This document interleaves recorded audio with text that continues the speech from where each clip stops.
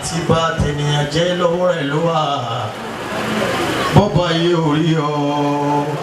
tọ̀run rí ọ ṣe bọ́ máa dá mẹ́ná làkábámú ṣe bọ́ máa dá mẹ́ná làkádìmọ́ wọ́n fata rẹ̀ sẹ́nu wọ́n fọ̀fọ̀ di yòókù lókun ẹ bá ló bá ò bá kẹ́ lọ́ ṣe dàbára èmi ò rájà àdágòdò tó lè ran Allah tó lè fi ọlọ́run mọ́ṣẹ́ ẹ̀san fún kó wá tó lè fi ọlọ́run mọ́ṣẹ́ ẹ̀san fún kó wá Mufti yóò ṣẹ̀dá lẹ́san kì í ṣe tán ni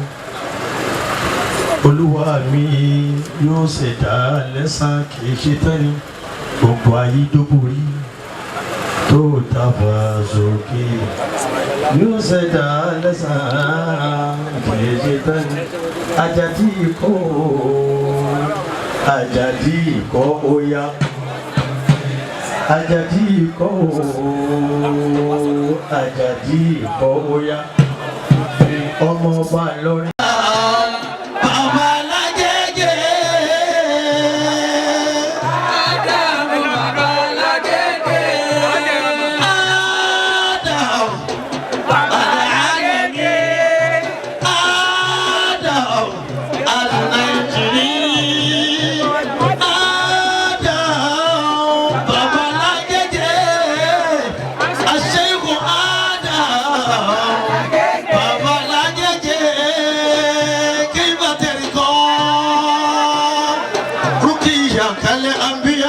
النبي محمد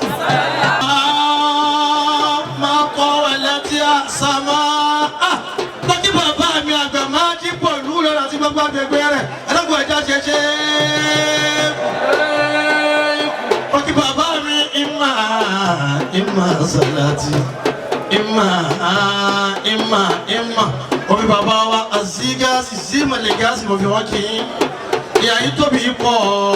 ó tóbi pọ̀ bàbá mi ìjọba. Innama mathalu sifatika linnas kama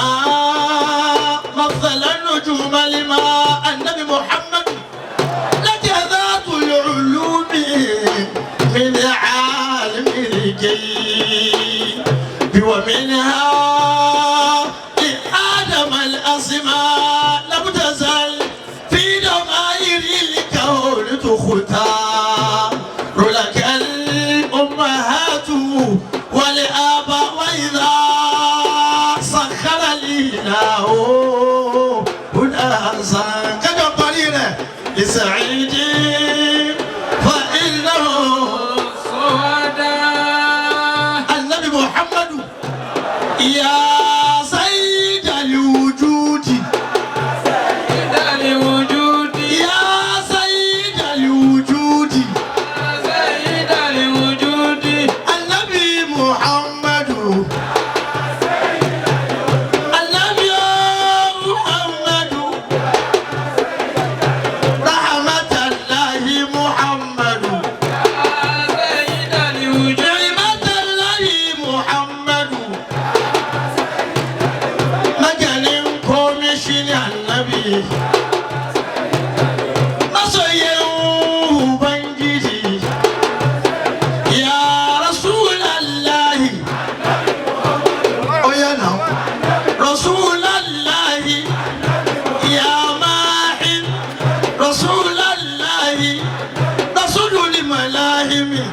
رسول الراحة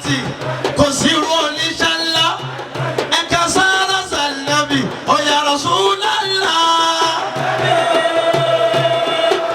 رسول الله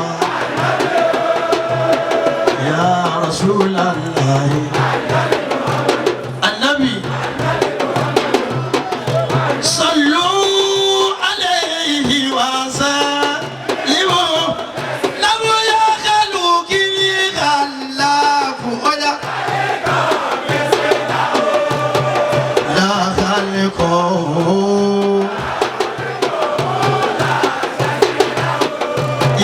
لا أصله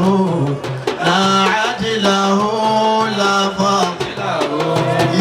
لا قوله díẹ̀ eléyìí náà tó lọ́pẹ́ yóò lọ Mákà ń ṣe kì í mi kò ní lọ mo padà lọ́mọdé o kódà federal mo bá lọ Maiduguri mo bá lọ slot vice president náà ni àwọn ní èyí tó ń pariwo Àjàdí ikọ́ wọn lẹ́yìn náà ìran mi kí n máa pariwo orúkọ yìí subhana rabbika